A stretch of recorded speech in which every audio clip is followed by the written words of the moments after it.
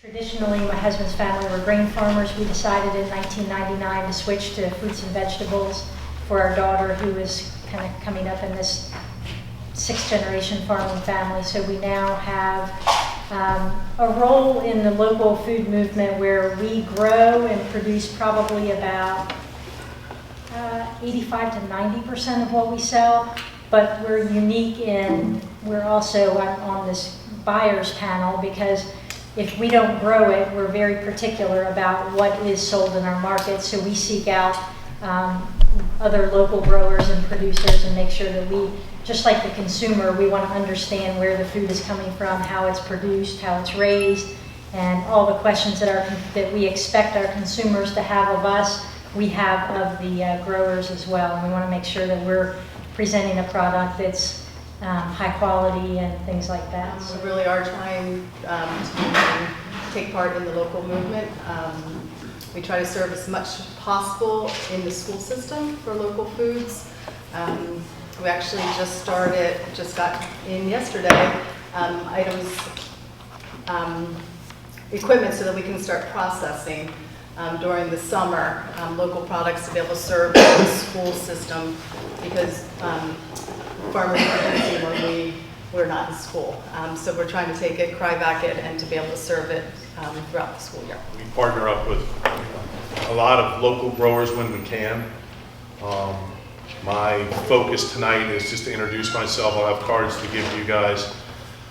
I kind of focus more on you guys that maybe are, growing more than what your farmers markets or your CSAs can sustain. If you have a big crop of tomatoes, I want to talk to you, because I'd rather buy your tomatoes than buy something out of Tennessee or out of Pennsylvania. We're all about that. So I'd like to talk to you about what that price point may have to be, what the pack has to be. At the end of the day, my 300 customers I might be delivering to, they're expecting the quality. They love local, but I've got 8 other companies from Philadelphia to Virginia Beach to DC, Washington area competing against me, banging on these local doors over here. And I'm all about keeping it at home and keeping them the heck on the other side of the bridge. There's plenty of business here on the shore. We run trucks from Dover to Pocomoke, all through, Ocean City, Lewis region. So my trucks are driving by your farms. My refrigerated trucks are driving by your farms. So a lot of the issues of getting some of your stuff to a place that may have the ability to refrigerate or get your stuff cooled or save that shelf life. You guys, I don't have to tell you, the shelf life on product, it's all about getting the heat out of it and how quick you can keep it from dying real fast. So that's where our trucks help out, and that's, we partner up with a few guys, in Delaware, we partner up with a few guys in Maryland, but there's plenty more out there that we can entertain. So when I came back home, I was searching for the highest quality products possible. It happened to be right in my own backyard, which was extremely convenient and invigorating. I can certainly, speak to Teddy Bear Produce. They've been my produce company since the beginning, and they do an amazing job. They bring great quality to our door every day, and we've always had a great relationship. And just to brag on them a little bit, I've worked from Miami to New York to DC, all up and down the East Coast, and they're by far the best produce company I've ever worked with. There's so much to pursue, there's so much to be had, there's so many networks to connect, so many different people are all trying to do the same thing, and it's just like trying to connect the dots to allow everybody an opportunity to do the same thing in one symbiotic relationship. But that's hard in any business, obviously, but that's why we are all here. I find this room is brilliant. Look at all these amazing minds who all care about the same thing. So it's a treat to be here. I think they're looking for transparency. They want to understand, again, the same thing that we as the farmers you want to understand the quality, and they're looking for locally grown, because I think it connects them, puts them a little closer to understanding freshness, shelf life, things that they're having a relationship. It seems to me that I think they're seeking local because it's a personal relationship with understanding those important questions that they might have about how it's grown, again, if it's pesticide free, if it's whatever their interpretation of organic or chemical free, all of those things that they're interested in. I think that they feel local is better. And I think we're doing a good job as agricultural professionals, the Department of Ag, that we're promoting, we're telling them that local's better, so they're coming in already with that mindset that it's just better. We own a business that we want to be really proud of, and that's our main goal. If it makes money, that would be great too, but that's not the primary pursuit. The primary pursuit is to genuinely have a place that we're honestly proud to offer. So we do that through our food products, and our customers feel that. So that's why they keep coming back to us, because they can feel that honest passion for their health and nutrition and hospitality that we offer. So it's very easy to bring some of the products of a lot of the small farms that we have. Like Black Bottom, Kim's has been one of my best buddies for a long time. We bring in our whole pigs, every month or every other month, and we break them down and we make our own prosciutto, and there's just something very special about that relationship. Like for us, health, nutrition, honesty, nobility, feeling pride and proud of the products that you serve is what's important about supporting local.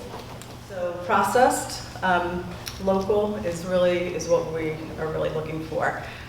We will do, we'll cut up our own cantaloupes and watermelon and things like that, but processed, and I was talking to Ed about that, is really vital for an operation like us. At the end of the day, what my drivers and my people are dropping off at restaurants or at schools or hotels, there's a standard that has to be met, and we're very good about explaining what that pack might need to look like, why weights are important. If you're selling a 20-pound box of tomatoes, it's got to have 20 pounds, or we run the risk of it being mislabeled.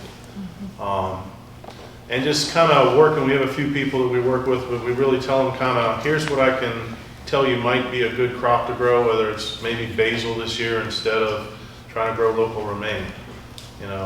Don't grow heirloom tomatoes the last 2 years, because that seems to be the tomato of choice. Everyone's got heirlooms. And everyone that I usually sell heirlooms to, all the local guys are already going to all my restaurants and getting them at the low, so it just floods the market. At some point there's a glut. So I try and help guide them as to avoid gluts so that doesn't go to waste. As far as, how it's packed, I can help with grading on squash and cukes and peppers. I've worked those lines. Pack cabbage, I've packed corn, it's good memories, but there's a standard that has to be met along with a price point. And for me, the biggest message I have from our point of view is, I'd love to have everyone be able to understand what is your cost in that box of what you're producing, whatever it is, corn, tomatoes. What do you need to break even? What's a fair, market value for what you want for your product? And we're of the opinion, if you can get $4 more at another option, be it a CSA, be it a farmer's market, go get it. That's what you do. That's why you grow it, to try and, you got to live it. But by the same token, I know that there's plenty of access out there online anymore to look and see what are tomatoes selling for in Philly? What are they selling for in Baltimore? What I run into is people like, oh, well, they're selling for $20 in Baltimore on a box of tomatoes. Can you give me $20? I can't. If they're selling for 20, that means I better be selling for 20, because someone's coming in my back door from across the bridge, selling that same box of tomatoes. So somewhere between the top of the market, where your costs are, and what kind of crops you are going to be growing, that's kind of where I kind of think we fit, in working with you. And, local guys, the restaurants that we sell to, their appeal to local is freshness, kind of knowing where it came from, supporting the local economy. And some of it, especially down by the beach, is they love putting local up because it's a advertising, game down there. It gets people in the restaurant if they think they're buying something that maybe was a tomato they picked over there that they pick up on the way home, going back home across the bridge. So that's, our customers are asking us for those local items, cucumbers, peppers. we're expanding here in the next year or two, and where we are located right now, we're going to be putting in a processing room. So when Beth calls and says, hey, what can you guys do processing wise? I can say, okay, well, I have farmer, Kenny down the road here who's growing cauliflower and broccoli. I can bring that broccoli in that was cut today and have someone process it overnight and have it to her school the next day. And it doesn't get much quicker, much more efficient, and any better for the kids than something like that. From the farmer's standpoint, I kind of can see, I know not, if it's I don't know, a certain type of producer, I know that they're out in the field. Yeah, I kind of have the inside track, I guess, when to call them or when to not call them or how to get hold of them. So I think I'm a little different than a normal buyer and understanding, I guess, those inside from the farmer's standpoint. But for me, I really don't see challenges because, again, I have that information. If I know that we had a loss on tomatoes because of hail, whatever the situation, then I would know not to be calling and looking elsewhere in our region for tomatoes or peaches, and we've had problems with. So I would say that I'm probably not the best person to say that I have challenges. So Langenfelder is here, and that was great relationship. We wanted to have not just any pork in our market, we wanted local pork, and it's just, it makes sense. We formed a relationship, a partnership, worked together. It's not a competitive. We both are seeking the same thing. We want consumers to understand where their food is coming from. We want to supply it. So, we bring in pork, we bring in tree fruit. We don't do any tree fruit. So apples, peaches, nectarines, plums, things like that we, find. And we find that once we kind of establish a relationship, we try to make it stick. We don't really continue to seek other or go other places. If we find something that works, again, that means that we've established a trust with that grower and we have a relationship, and we try not to stray from that. Obviously, there are things that come into play if the crops just aren't available or if things change, but yeah, we grew watermelons and cantaloupes, throughout previous years. In the last maybe 2 to 3 years, that's not really been a focus, so we've sought those items elsewhere. And Dorchester County, and I'm forgetting, or bison, we do bison at our market, so Bill Edwards, we've been with Bill for a number of years. So it's just relationships, it's friendships, it's finding people, again, I feel like I'm a consumer, just like the people who are coming to buy my product. I want to make sure that I have what consumers are wanting, and sometimes it's a nice relationship because it's an additional storefront for that other grower. It's an additional opportunity for them to sell a product and get their name out there in a different region or location. When we buy local from like Teddy Bear or in other markets or whatever it is there a brand promise that says that it's local, or is it just based on, we have a long relationship, so we naturally trust each other, but that's not the case in all different styles of markets. Right. So how do we know that it's local? Just because that company, your company tells us so, or is there a brand promise that says it's local? Or So I guess the best example I can give you there is, one of our partners is Baywater Greens in Salisbury. They grow microgreens. They grow baby squashes, heirloom tomatoes, clamshell heirloom tomatoes, and they have that logo, Maryland's Best, right on every clamshell of tomatoes that we buy from them. Mhm. And that helps us then say, if I'm telling you, hey, I've got local heirlooms, that you see where they're coming from. So it's up to the farmer to create Some of it in brand. working with the state and figuring out how to get that. Then the next part becomes, how do I get that logo on my boxes that might cost me another 20 cents per box to have that stamp run on it versus a generic plain half bushel box for squash? Mhm. And is there that margin in there to actually, is it worth it? Warrant that. Or is it worth maybe having a roll of stickers that you just peel off a sticker and put it on?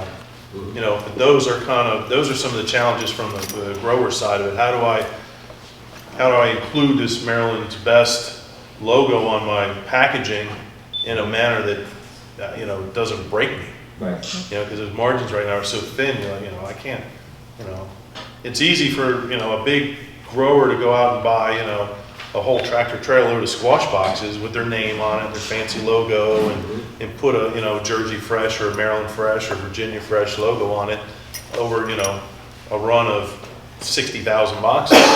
It's a little tougher when you're trying to say, okay, I just like a bundle of 250 squash boxes to get me through the summer. You know, there's a lot of melons out there right now with all the rain and all the weather we've had that look beautiful. I mean, they're beautiful yellow melons, and you go to cut them and eat them, and there's nothing there.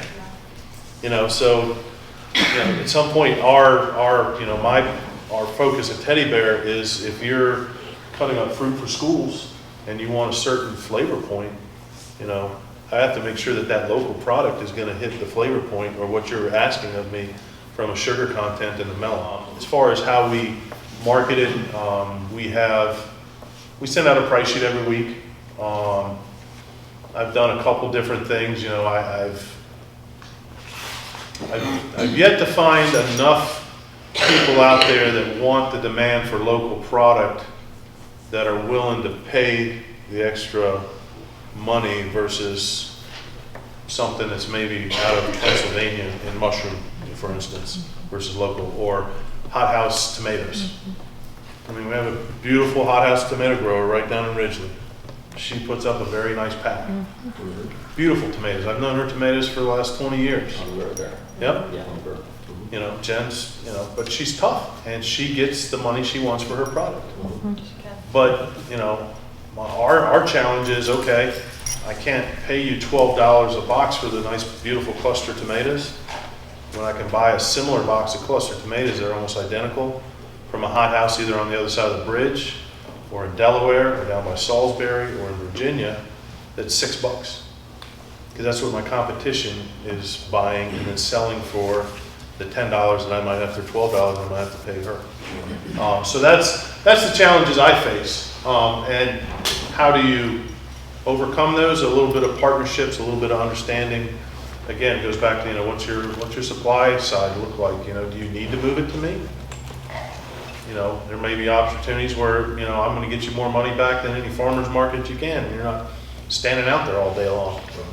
You know, personally, I'd say keep that thing going and keep those relationships because that's, to me, still the neatest part of it, interacting with the local people. But if you want to grow a little bit more stuff and not know where to go with it, not have to truck it somewhere and give it to someone and wonder what you're going to get back for it, that's kind of where we find we can help at least tell you what I can afford to do with it.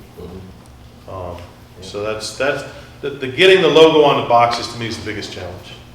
Just that cost of, you know, putting that on there. And that and finding the chef that truly wants to put local on his menu, but will give you that extra $8 a box for the tomatoes, no matter what your competition's doing.